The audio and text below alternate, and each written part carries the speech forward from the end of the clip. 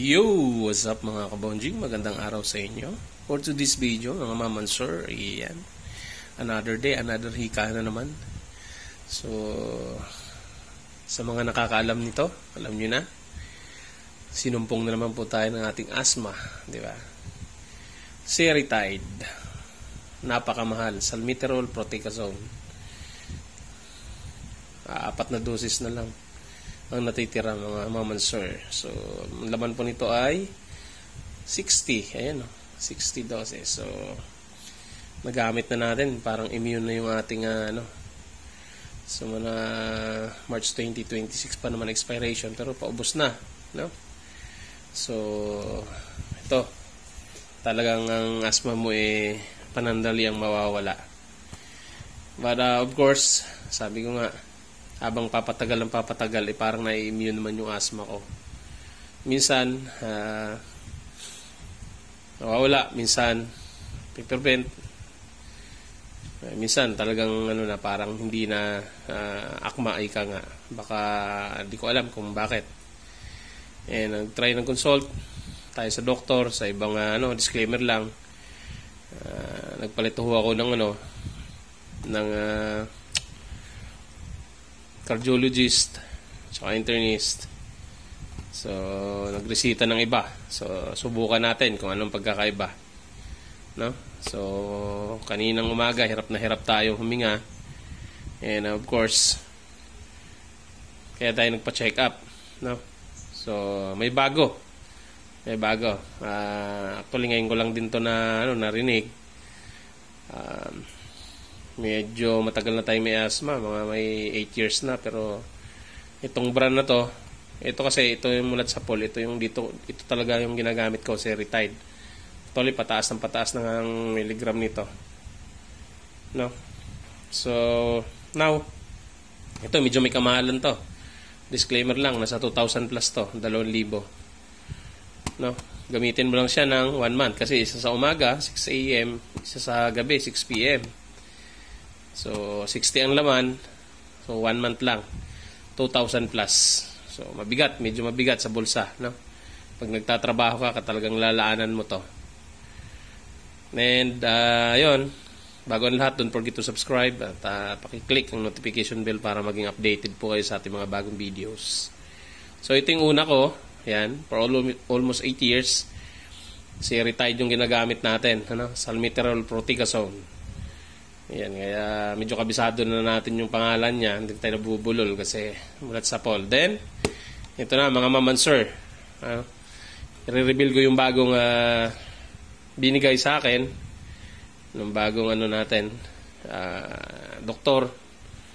No? So, ito.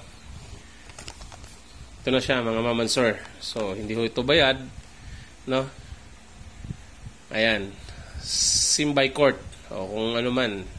I-comment down below kung ano ang pagbasa niyan, tamang pronunciation. Symbicort o Symbicort o ano man. So, budesonide plus formoterol fumarate. Yan. So, terol pa rin. Kung ito kanina, salmeterol, ito, formoterol, no? So, yan. Symbicort, Turbohaler. So, 60 din ang laman. Pero, products yan ng AstraZeneca. Yan. So, dito kasi 2,000 plus. Ito, 1,500. Kulang-kulang 1,600. Itong Symbicort. So, tanggalin na natin yung Seretide na yan kasi may bago na naman tayong ito na binigay sa atin. Ng ating doktor. Bagong doktor, no? So, nakakalagay dito. Ayan. Ito yung mga nakalagay dito sa kanyang box, no? So, nakalagay dyan.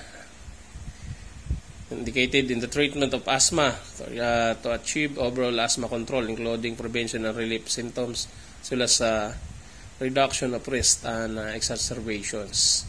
And of course, dito COPD pwede rin. Yan, ginagamit din siya yung Symbicort na to sa mga may COPD. So, bago yan mga mamansur. Yun na natin, unboxing. 2024 hanggang 2026. And then yan naka-sealed pa. Ayan.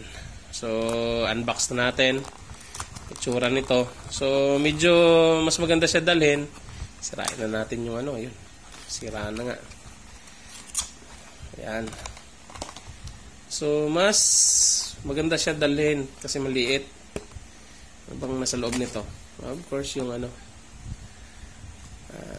ayan. Tamad ako magbasa niyan. Sinabi ng kanina ng doktor eh. So kumpara, ito, makalaki, ito maliit lang. Di ba? So, yan, pwede mo siya itayo. Pwede sa packet mo, mas mabilis dalhin. Nga ba, pinapakita ko pa to? Eh, wala na yan eh. Nilibing na, binauna natin sa limot yan. So dito tayo ngayon sa bago. Itong Symbicort, no? Symbicort. So, 60 din ang laman. Yan. Kung paano gamitin, sa susunod na video, pakiabangan ninyo. At pagsamahin natin kung paano gamitin at saka yung resulta. Kung kumusta ba. No? So, there you have it, mga mamansur. Comment down below kung nakagamit na kayo dito. Itong Symbicort na to. Hanggang dito na lang. Happy weekend! Mga ka-asthma. Bye-bye!